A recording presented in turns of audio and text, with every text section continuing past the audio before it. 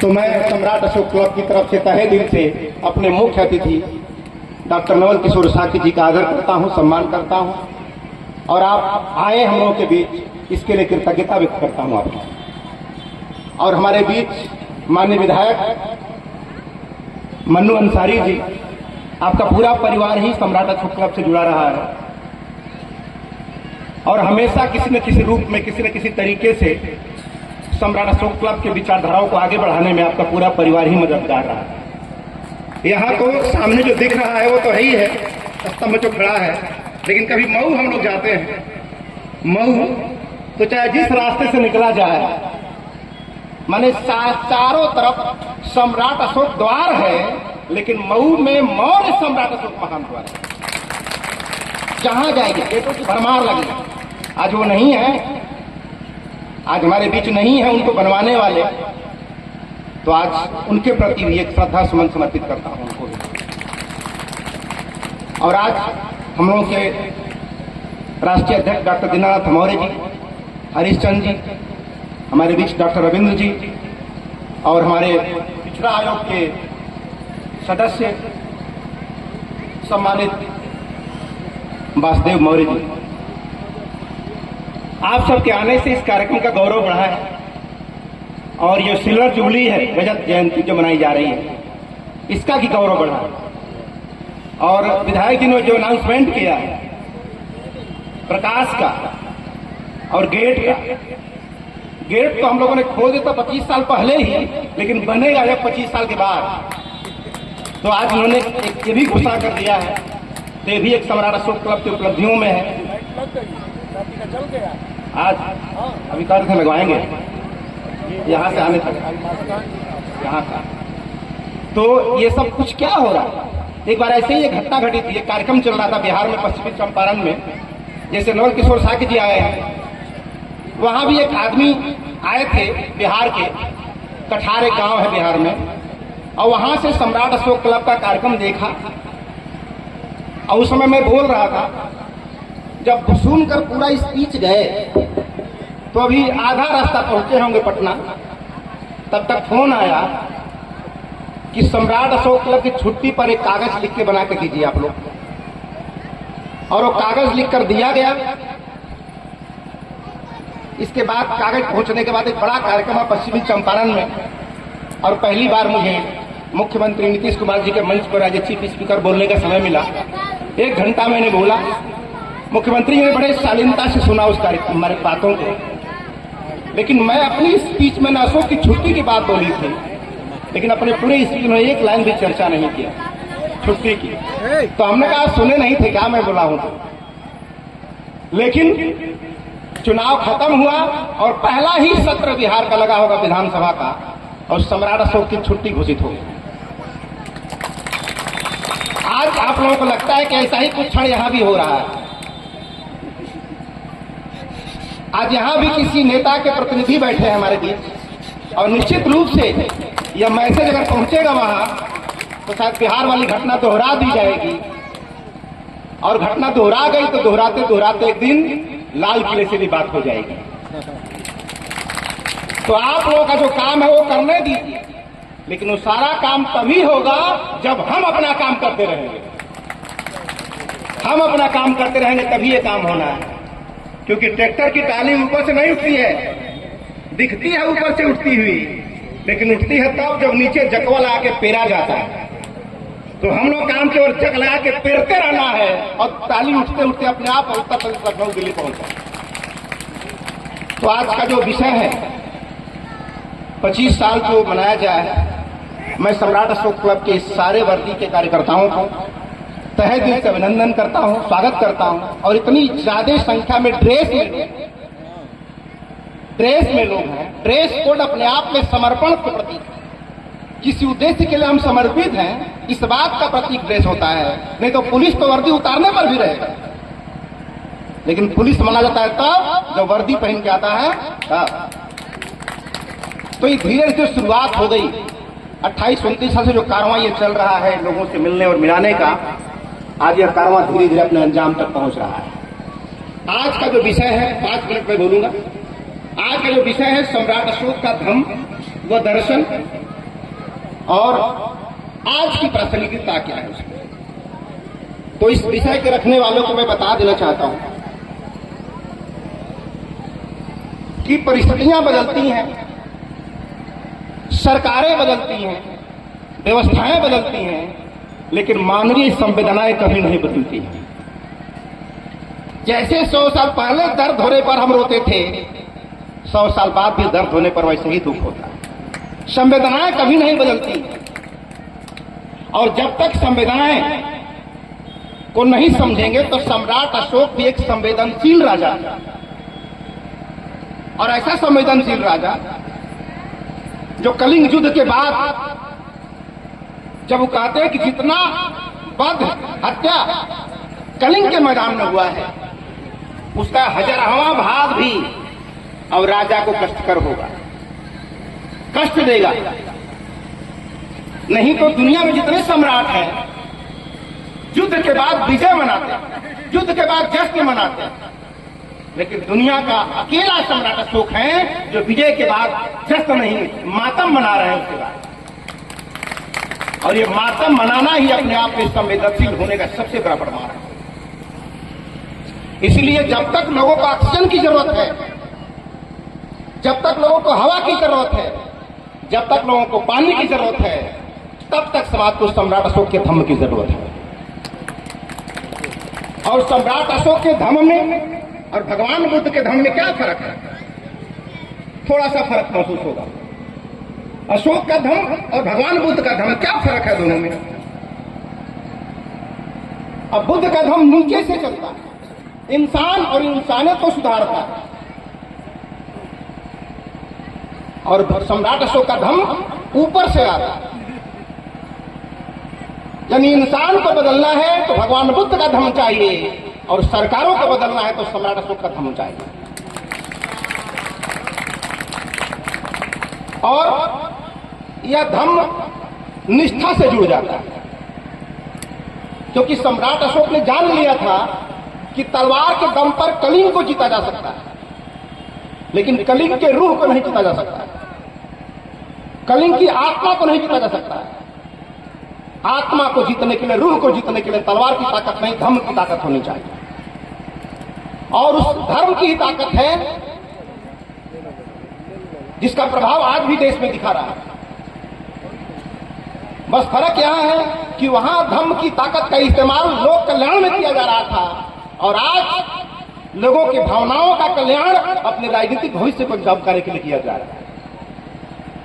बस फर्क इतना ही है कि जब सम्राट अशोक राजा बनते हैं तो कहते हैं कि समस्त प्रजा हमारी संतान है, और संतान कह देने से ही वो पूरे जनता का रिस्पॉन्सिबिलिटी अपने ऊपर ले लेते हैं। एक व्यक्ति जब अपने किसी व्यक्ति को अपना बेटा मान लेता है तो उसकी पूरी जिम्मेदारी लेता है, पढ़ाई लिखाई शिक्षा एजुकेशन सब जिम्मेदारी ले लेता है जब बेटा मान लेता है। तो अशोक कहते हैं कि समस्त प्रजा हमारी संतान है। तो एक वो राजा था जो कहता था कि समस्त प्रजा हमारी संतान है, और एक आज का राजा है जो कहता है तुम सब तो परम पिता परमेश्वर की संतान हो। तो जब परमेश्वर की संतान हो गए तो जिम्मेदारियों से राजा मुक्त हो गया। अब कुछ भी दुर्घटना अगर देश में होती है तो आपके दिमाग में बैठ जाता है इसके लिए सरकार दोषी नहीं है, इसके हमारी किस्मत दोषी है, किस्मत ये खराब बा, दवाई बिना लड़का मुंह गई। आपका ध्यान उधर जाएगा नहीं कि किसी कमजोरी है, ये जिम्मेदारी है। अगर प्राइवेट हॉस्पिटल खुल रहे हैं इसका मतलब ये सरकार की कमजोरी है, प्राइवेट स्कूल खुल रहे हैं ये सरकार की कमजोरी है, ये नाकामी है, क्योंकि पूरे देश के शिक्षा और स्वास्थ्य की जिम्मेदारी सरकार की है। और सरकार जब फेल हो रही है तो जनता खड़ा होकर अपनी जिम्मेदारी संभाल रही है। ये बहुत बड़ी बात। इसलिए हमारा काम जो है सम्राट अशोक के धम्म को जनता तक पहुंचाना है। अब मैं कई बार बोलता हूं कि सम्राट अशोक का शासन जो था, शासन दो तरह का होता है। एक शासन जो देह से किया जाता है और एक शासन जो विचार से किया जाता है। तो देह से शासन तब तक माना जाता है जब तक राजा जिंदा रहता है, लेकिन उसके मरने के बाद क्या होता है, खत्म हो जाता है। लेकिन और जो मरने के बाद होता है उसे वैचारिक शासन कहते हैं। और आज भारत में जब तक अशोक जिंदा थे तब तक उनका दैहिक शासन चल रहा था पूरी दुनिया पर, लेकिन उनके मरने के बाद, आज आजादी के बाद, जो हमारे राष्ट्रीय ध्वज में अशोक चक्र है और राज मुद्रा पर अशोक स्तंभ है, ये इस बात का प्रूफ है कि दैहिक शासन भले खत्म हो गया होगा लेकिन वैचारिक शासन सम्राट अशोक का आज भी चल रहा है। बस फर्क इतना ही है कि हमको एक्टिवेट होने की जरूरत है। सिम लगा है मोबाइल में, एक्टिवेट नहीं होगा तो काम नहीं होगा, कोई मैसेज आएगा जाएगा नहीं, अशोक चक्र घूमता रहेगा। अब अभी पास आकाशवाणी से कार्यक्रम आ रहा है कि नहीं आ रहा, लेकिन आपको सुनाई दे रहा है? नहीं दे रहा है, क्योंकि आप अटैच नहीं है उससे। आपकी रेडियो खराब होगी और बोलेंगे कि हर रेडियो में कार्यक्रम आ रहा, मेरी वाली में क्यों नहीं आ रहा? पर तेरी खराब है, कार्यक्रम चल रहा है। उसी तरह अशोक चक्र घूमता रहेगा, अशोक स्तंभ लगा रहेगा उसमें, लेकिन आपकी रेडियो खराब रहेगी, उस चिन्हों से जो मैसेज आता है वो आप तक नहीं पहुंच पाएगा। और उसी पहुंचने का नतीजा है कि 1924 से महाबिहार था बोध गया का। 1924 से विवाद चल रहा है, संविधान बना तभी विवाद था, उसके पहले विवाद था, बाबा साहब जिंदा थे तभी विवाद था। लेकिन चक्का जाम आज हो रहा है, क्यों?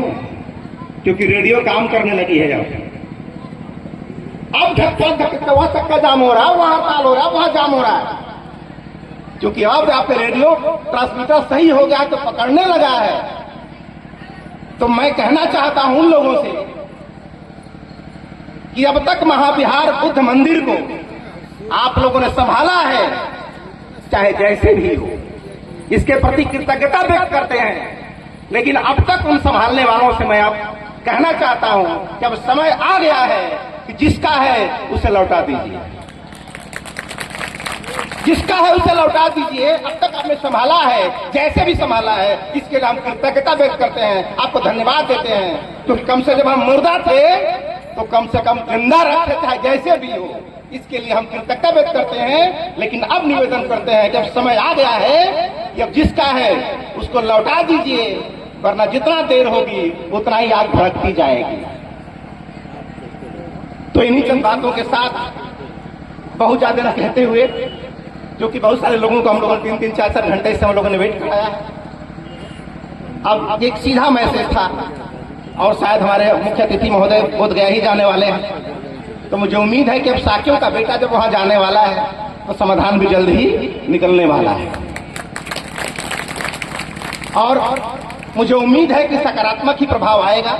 बस आग लग गई है तो लगे रहना है, लगे रहना है, सब कुछ हो जाएगा।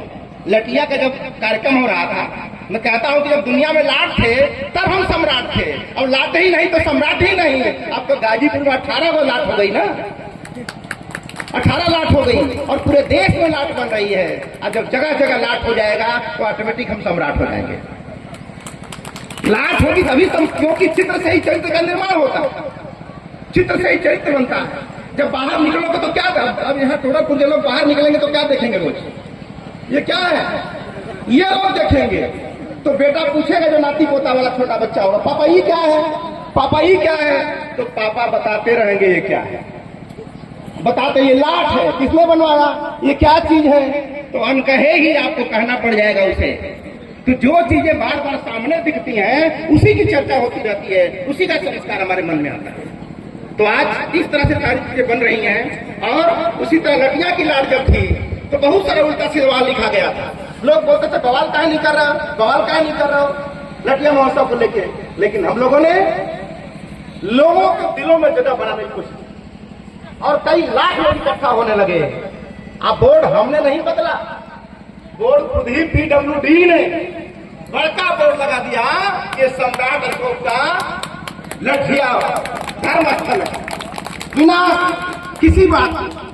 तो लोगों में निष्ठा जगा दीजिए, सब चाहेंगे हो जाएगा, लेकिन बगैर निष्ठा के कुछ नहीं होगा। और हमेशा हमें ध्यान रखना चाहिए कि जिस व्यवस्था ने हमें अपमानित किया है उस व्यवस्था को फिर सम्मानित नहीं करना चाहिए।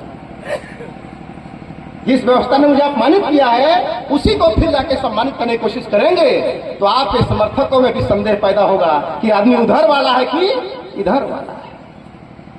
ये भी ध्यान रखना हम लोगों को, क्योंकि भूला नहीं है तो सरकार बनी थी तो क्या हुआ था, कुर्सी के साथ क्या क्या हुआ था। एक बार जब हम अपमानित हो गए हैं हम, तो हमें ध्यान रखना चाहिए कि कोई भी खुराक कोई भी एनर्जी मेरी तरफ से उस व्यवस्था को नहीं जाना चाहिए, नहीं तो विरोधी तो आपके है ही नहीं है, समर्थक भी आप नहीं रहेंगे। इसलिए हमेशा इस बात को ध्यान रखना चाहिए। तो जिनका कंसेप्ट क्लियर है वो क्लियर है, तो हमारा भी कंसेप्ट क्लियर होना चाहिए।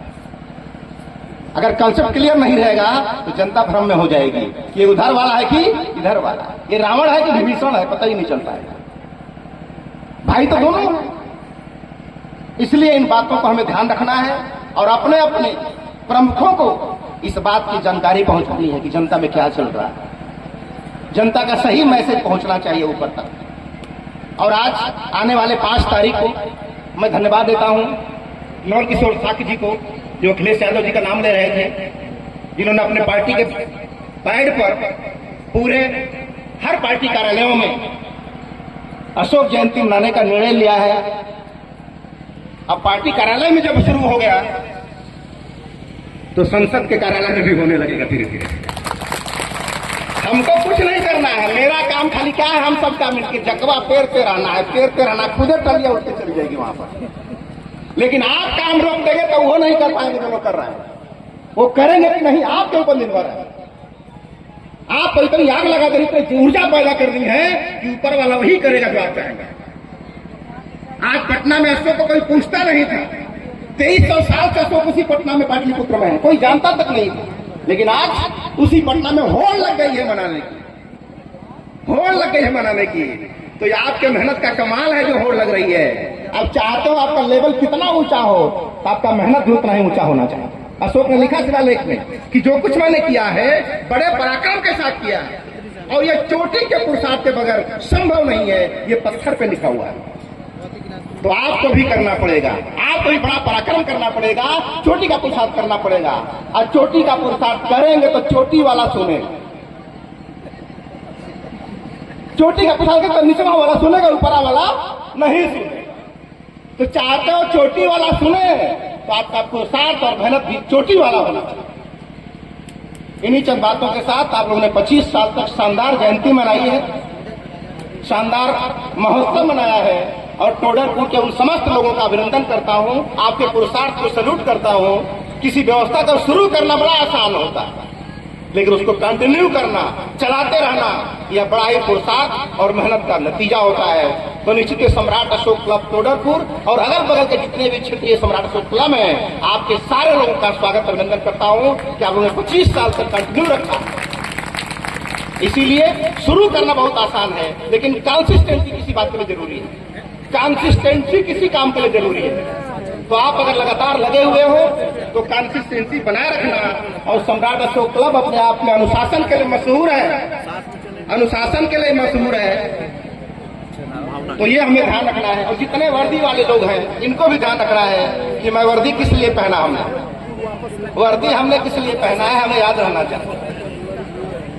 तो ये सब चीजों को ध्यान रखते हुए इन्हीं चंद बातों के साथ हमारे बीच सम्मानित नवल किशोर जी आए, आपका स्वागत अभिनंदन करता हूं। और विधायक जी आए, आपका अभिनंदन करता हूं कि 25वीं स्वर्ण जयंती को आने से यह कार्यक्रम एक साथ लग गया है, इससे गौरव बढ़ गया है। इस दिन आप लोगों ने आकर के सम्राट अशोक क्लब का गौरव बढ़ाया है, इसके लिए सम्राट अशोक क्लब आप लोगों का आभारी रहेगा। बहुत बहुत धन्यवाद, बहुत बहुत थैंक यू।